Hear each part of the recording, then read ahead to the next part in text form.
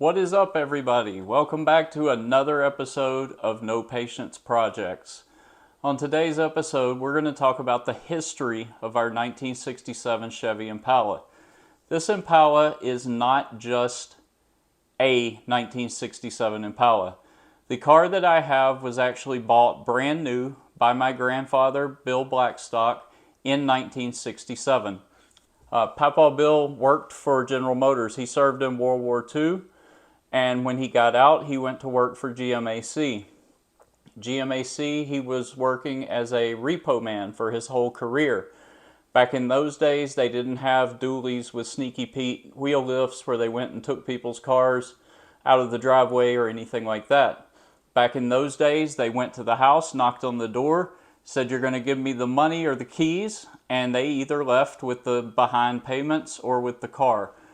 He did that until around the time I was born, 1979. He retired from GMAC, and he was retired for the rest of his life till he passed away. I believe it was 2009. When I was a kid, this car is the car that I learned how to wash cars. Papa taught me how to wash cars, cleaning this car. He always had kind of a love-hate relationship with it. He loved the car. But anytime I would mention something about it being a well-made car, he would say, "No." Yeah, I would say, "They don't make them like they used to." And he would always say, "That's absolute bullshit. They do make them better than they used to. I have 100 and something thousand miles on my truck. That car had to have an engine before then, and they didn't hold up that good back then." So at the same time, anytime I wanted to change anything on the car, from the original, hot rod it, put a cam in it, do anything to it, he was staunchly against it. So it wasn't that great, but don't mess with it. So as I got older, he allowed me to drive the car. When I graduated from high school, turned 18, he let me take the car to my house. I lived on Crosley Street in West Monroe, Louisiana, and I drove a truck for a living at the time. This would have been 2001, probably right around the time that the September 11th attacks happened. And the car was at my house in the driveway, not out by the road, actually right next to the side door of the house in the driveway under a car cover. And the city code enforcement came to the house and uncovered the back of the car, saw that the tag on it was expired, and they sent Papa a letter and said, "This is an abandoned vehicle on your property and it's going to be towed away." And that's because the car was still in his name at the time. The car was running and driving. I didn't have a lot of time to work on it back then.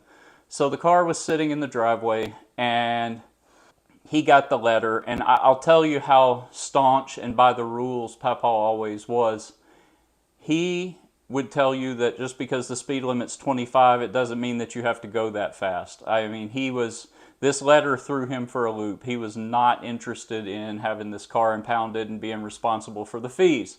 So he went to my house, got it fired up, took it to the mechanics that we used at the time, and asked them to just sell the car. So this was in 2001, and the car was lost essentially at that point. In 2017, there was a major flood in West Monroe, Louisiana, and my brother was living in the same house on Crosley Street that I lived in at that time, and I went to help him because his house had about 4 feet of water in it. I spent a week there. I had always wanted to find the car again. The older I got, I was 21 when I lost it or when he sold it, and now I'm 43, so I always wanted to find the car. In 17, when I went to help Daniel, there was nothing that was in the area. Everything on that neighborhood essentially got destroyed because of the flood. We gutted his house down to the studs, had a contractor come in, rebuild the house, and that was in around March of 2017. Later that year, after Hurricane Irma hit down here in Florida where I live, I went back to visit my grandmother and just see some friends around town, and I was driving down Crosley Street to look at the house, and about 200 yards away from the house there's a mini storage place, like one of those store your stuff, store your boat, store your camper. that kind of stuff. And sitting at that mini storage was the Impala. It wasn't a Impala, it was the Impala on the same street that it had been the last time I had it. What was that, 16 years prior. So I went into the mini storage, and obviously some strange guy from out of town comes into your business, says, hey, can I have your customer's phone number? They're going to say no. So I went out to the car. The car has always had bad weather stripping. It's never been any good. So not since I've been around it. So I wrote a note and flicked it in, because the car is a hardtop. I flicked it in the gap between the window and the weather stripping, and it fell inside on the seat. Time goes by and I don't hear anything. I call the business maybe a year later, said, hey, listen, can you call your customer and ask them to give me a call? I'm interested in that car. Yeah, sure, whatever. Never heard from anybody. So time continues to go on, and I go to Louisiana probably 2 times a year, and every time I'm there, I drive by and there's the car. Well, in, what year was it? 2000, it wasn't 19, it had to have been 20. I'll have to look it up. My grandmother on my father's side of the family passed away, and we were in town for the funeral. Me, my brother Daniel, his partner Carrie. So we go, and there's the Impala still there. We're driving by, we looked at the old house, we looked at the car, and Carrie decides she's going to go into the office. Now, mind you, over the years, I've left more than one note. I've called more than one time, and they're just not willing to help me. So Carrie goes into the office, and the mini storage facility had actually been sold. It was new owners. And I don't know how. This is a person that goes out. We love her to death. If you're riding in the car with her and you need to change lanes and she's in the back seat, she will roll down the window and ask the person to let you in. Like, people gravitate towards her, and she went in there for about 4.5 minutes and came out with the owner's phone number. I don't know. I couldn't do it for years. I couldn't get the number, and boom, there you go. I believe that was 2021 that my mom passed. It had to have been, because it wasn't this past September, it was the one before. So in the meantime, my grandmother on my mom's side of the family, which was my grandmother, the wife of my grandfather that owned this car, she had passed away as well. Mom had moved here to Florida. Daniel lives here in Florida now. So we were just visiting, and Carrie magically pulls a rabbit out of her ass and gets the owner's phone number. So I call the owner, and he's a very nice guy. He actually talks to me. He doesn't tell me to F off and hang up on me thinking I'm a telemarketer. And he says, listen, I bought that car from Ernest St. John, which was the mechanic whose shop that it was taken to when Papa got the letter. He said, I've had it ever since then, and I go start it up once in a while. Other than that, I'm really not looking to sell it. I said, okay, just do me a favor. If you ever want to sell this car, just let me know. Give me first shot at it. At least let me tell you I can't, or whatever the case may be, because I really would love to have that car back. And he said, yeah, sure, okay, whatever. So I give him about 6 months, and I just shoot him a text. He's an oil field worker.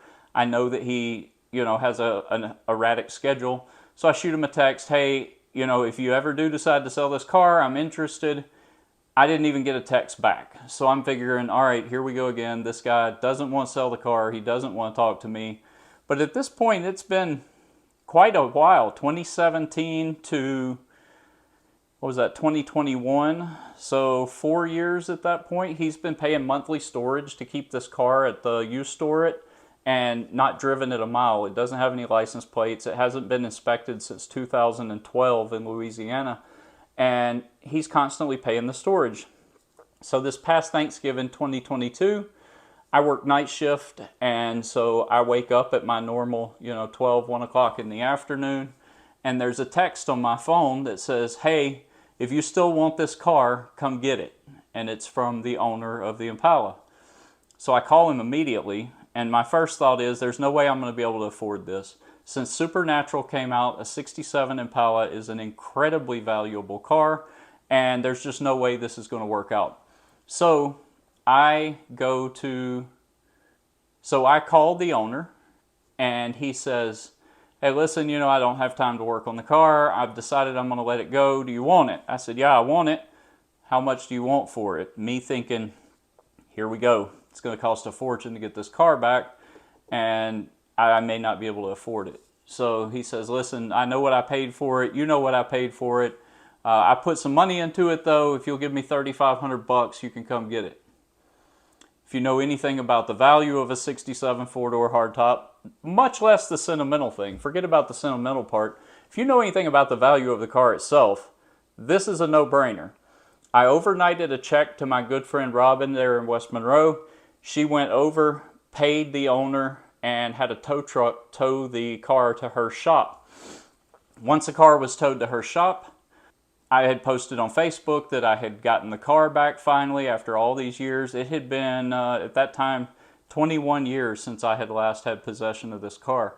And so I posted it on Facebook, and my friend Josh Bryant from middle school, we've not seen each other in 28 years. We always keep in touch since the advent of social media, but we haven't seen each other. We've tried, but we live 1,500 miles apart from each other.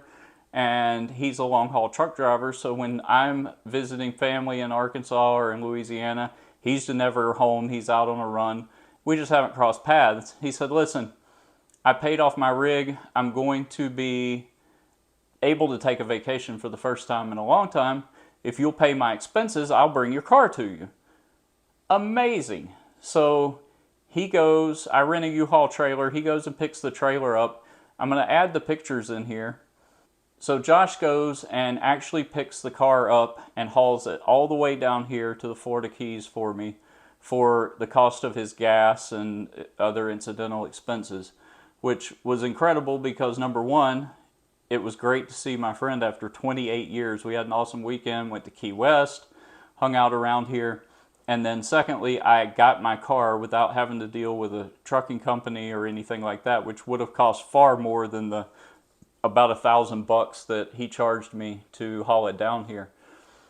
So I got the car back after all that time. Now, I asked my aunt in the meantime to go through and see if she had any pictures of the car. And I'm going to put the pictures in here. All of these are slides that I scanned and converted. They were dated 1968. So the first picture is going to be my grandmother, and I believe it's my mom and aunt's cousins, some family members. It's not immediate family for me. But this is the car when it was essentially 1 year old.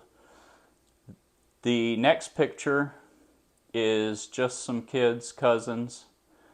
And then after that, I have a picture of the car and my mom and aunt that was taken on vacation.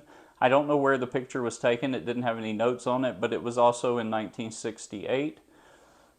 Then I have a picture of the car in my grandparents' driveway. You can just see the back corner of it peeking out of the carport there. And then lastly is the car taken at our fishing camp on the Darbon River just outside of Farmerville, Louisiana, that we had until my grandparents both passed away. All of these pictures are from 1968. After that, I got the car here. I got it put in the carport as you've seen the videos on, and I'm thankful to have it back. It's been really, really great to get the car back.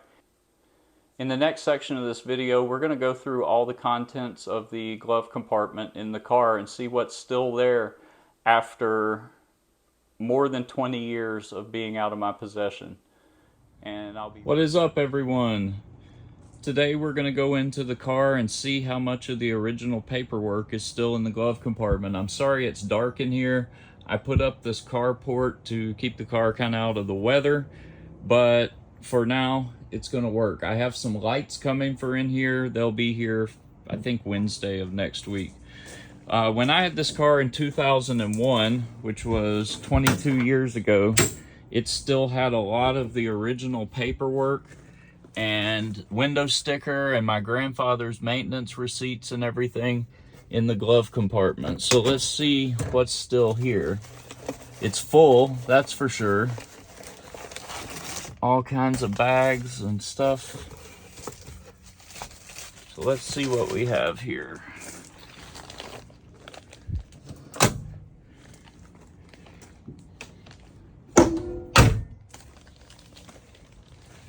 Alright, again, I'm sorry it's dark. Oh wow, there is the original window sticker still in the bag.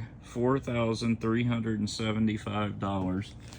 I'm not going to go through all of this right now. I'm going to extend this video and actually take everything out, and I'll make scans. So now we have the giant pile of stuff out of the Impala's glove compartment. Going to move you down here just a little bit, and we're going to see what all is here. So the first thing is, I noticed a set of road flares. I'm very, very sorry that this is all backwards. I'll put some pictures in the video. However, trying to deal with this gimbal as an amateur and not have the camera where I can see where I'm at in the frame is not easy. So for now, we're going to deal with the backwards. So road flares, those have been in there probably since the 1970s. This is a receipt from 2006 for an alignment. At that time, this would have been when we didn't have the car. The other owner would have had it. They replaced the control arm bushings, the spindle, an alignment, valve cover gasket, plugs and wires, and a transmission service, and set the timing, which cost $498.81 in 2006. I'm going to bring you back up here, and then I'll hold the stuff up. This is insurance information for the previous owner and registration. We don't really need that specifically for us. We have some fuses. Those will probably come in handy, I could imagine. This envelope, U.S. agencies, I'm guessing that that's an insurance policy. I don't know if it was Papa's or if it was the owner's. That was the other owner. So we're going to put their stuff to the side. I don't want their personal information getting out there. And we'll go from there. Louisiana Department of Wildlife and Fisheries. I don't know what that is. It has a AutoZone receipt in it that has long since evaporated. So much for that little archaeological expedition. This is the insurance policy for the car of the previous owner. This is a travel planner, 1978 Buick travel planner. It has a little slide that tells you how long to expect to take your trip to take, which is interesting. I don't know whose, I'm sure that was Papa's. That absolutely would not surprise me. Here is a receipt from O'Reilly for oil. I'm going to hang on to all the service and other receipts like that for the car. Alright, this is where we're getting into the good stuff. This is a registration certificate, still in Papa's name, from 2002. Which probably would have been the last one we put on it. Here's 1998. 1986. I can't believe that the owner who bought the car after us never got rid of this stuff. 1987. Insurance identification card, Papa's, from the last time the car had insurance on it that he had. Here is a 2000 registration certificate. So it looks like we have a lot of the original registrations for the car as far as going back for quite some time. We have some 1895 bulbs, some more fuses. You can tell it's an old car, more fuses. These are license plate fasteners. The package has yellowed so bad over the years. What's next in our treasure trove here? This is a receipt for $583.64 for building a custom console.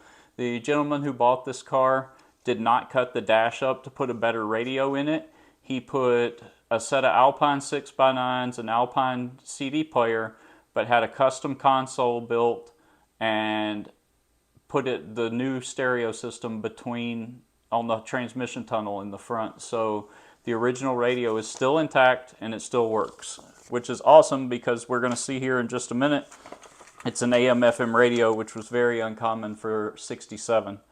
We have some fuses here, more light bulbs. I'm not getting rid of any of this stuff because there's no telling how much of it I will need. This is, believe it or not, the original bag that the owner's manual and everything came in when this car was new from Chevrolet. This is classic Papa. The part number for every belt, alternator, power steering. I'm assuming this one is the air conditioner. It doesn't say. We have another advance receipt that has evaporated. So we'll put that in the junk pile. This envelope has insurance policy information from 1983. This is Papa's insurance from '83 on the two cars that they had at that time. In case you were wondering, it was $384.40 per year at that point. So I wish mine was that much. It's about 7 times that much per half a year now. So I have a 16-year-old, actually a 17-year-old who's driving now, so pray for me. On the back of here is all of the history in my grandfather's handwriting of this car. 8/8 of 1987, dog damaged the car. I guess they hit a dog. Claim number, the callback number for the agent. Here is some more information. I know the car had been in a couple of fender benders over the years. I did not have any real information on that. I also know that the car had the engine rebuilt and bored out sometime in the 1980s. So let's see what we have here. This is all stuff that belonged to the new owner, which we will get rid of. We don't need their personal information hanging around. So we have this stuff, all of the insurance, the original registrations, receipts. This is the treasure right here though, folks, right here. And I'm going to read it to you and I'm going to scan it and put it into the document because it's just about falling apart.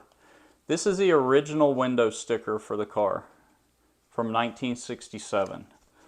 The car is a Impala 4-door sport sedan, which is the hardtop. The base price was $2,995. The options were ermine white, a black vinyl top, which cost $10.55, tinted glass, which cost $36.90. Deluxe front and rear seat belts cost $6.35.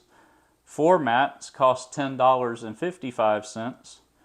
Door edge guards were $6.35. The vinyl, the earlier $10 black vinyl was trim. I guess that's the interior. The vinyl roof black was $79. The rear window defroster was $21.10. Air conditioning, $356 in 1967. The special suspension equipment package, $4.75. Positraction rear axle, $42.15.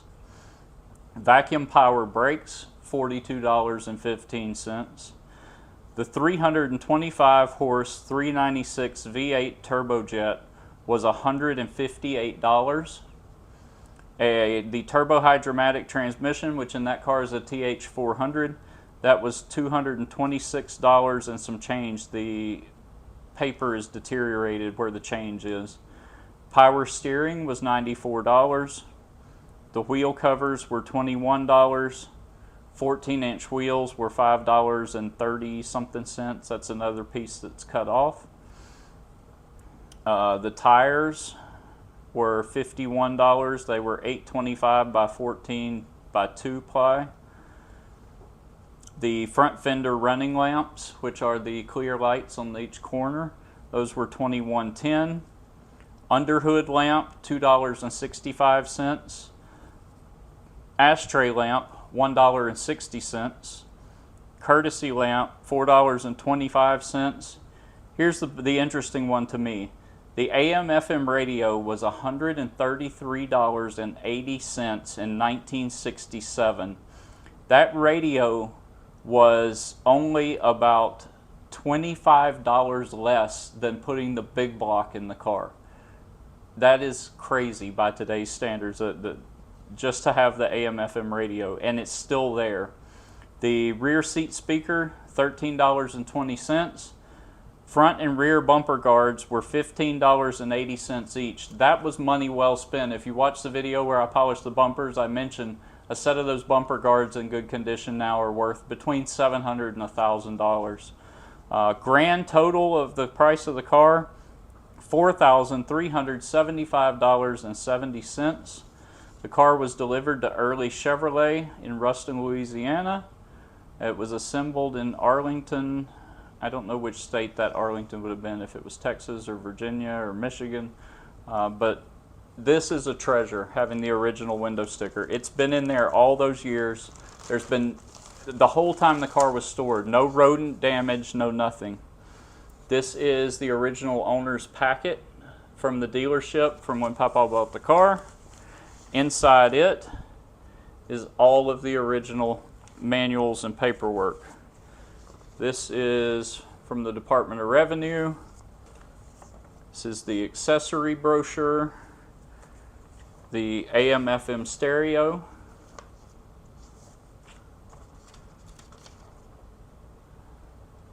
this is the inspection sheet where they inspected and aligned the car when it was at the dealer, basically a PDI, like a prep thing. This is a registration renewal from 1967.